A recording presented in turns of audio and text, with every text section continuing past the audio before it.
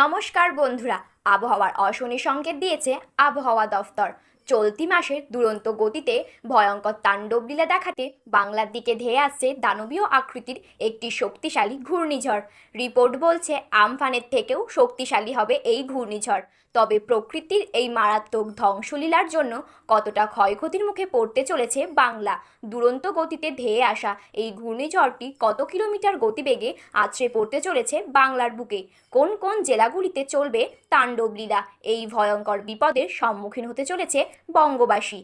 এই নিয়ে কি জানা যাচ্ছে এই মুহূর্তে জানিয়ে দেব সম্পূর্ণ বিস্তারিত ভিডিওতে। তাই অবশ্যই ভিডিওটি শেষ পর্যন্ত মনোযোগ সহকারে দেখবেন এবং আপনি আপনার জেলার নাম ভিডিওর কমেন্ট বক্সে কমেন্ট করে জানিয়ে দেবেন। আপনার জেলার নতুন কোনো খবর বেরিয়ে এলে আমরা আপনাকে জানিয়ে দেব।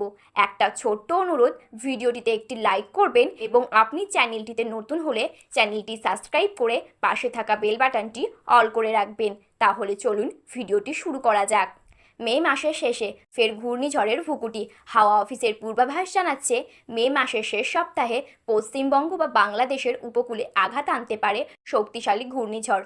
বাংলার উপকূলবর্তী জেলাগুলিতে এর প্রভাব পড়তে পারে বলে মনে করা হচ্ছে। ঘূর্ণিঝড়ের আদর্শ পূর্বেশ হচ্ছে বঙ্গোপসাগরে। মনে করা হচ্ছে 20 মিনিটের মধ্যেই গভীর নিম্নচাপে ঘনীভূত হয়ে ঘূর্ণিঝড়ের চেহারা নিতে পারে। তবে এর গতিপথ অভিমুখ কোন দিকে হতে পারে এখনও জানা যায়নি। প্রাথমিকভাবে অনুমান করা হচ্ছে আমফানের থেকেও বিধ্বংসী হতে পারে এই ঘূর্ণিঝড়টি। তবে কতটা শক্তিশালী হবে বা সুপার সাইক্লোনের রূপ নেবে কিনা তা পরবর্তী সময়ে আবহাওয়ার পরিস্থিতি দেখে বোঝা যাবে বলে জানিয়েছেন আবহাওয়াবিদরা। বঙ্গোপসাগরে সাইক্লোন তৈরি হবে, তার নাম হবে রিমাল। আবহাওয়ার প্রাথমিক পূর্বাভাস অনুযায়ী আগামী 20 মে দক্ষিণ বঙ্গোপসাগরে তৈরি হতে পারে এই ঘূর্ণাবর্ত। সেটি সোজা উত্তর দিকে শক্তি বাড়াবে। 24 মে সেটি ঘূর্ণিঝড়ের আকার নিতে পারে। 25 মে সন্ধ্যের পর ঘূর্ণিঝড়টি পশ্চিমবঙ্গ বা বাংলাদেশের দিকে যেতে পারে। এই মে মাসটাই আমফানের মাস। 2020 সালের 20 মে শক্তিশালী ঘূর্ণিঝড় আমফান এর তাণ্ডবলীলা দেখেছিল বাংলা, যার জেরে ব্যাপক ক্ষয়ক্ষতি হয়েছিল প্রায় গোটা দক্ষিণবঙ্গে। এছাড়াও মে মাসের পশ্চিমবঙ্গের উপকূলে একাধিক শক্তিশালী সাইক্লোন আঘাত এনেছে।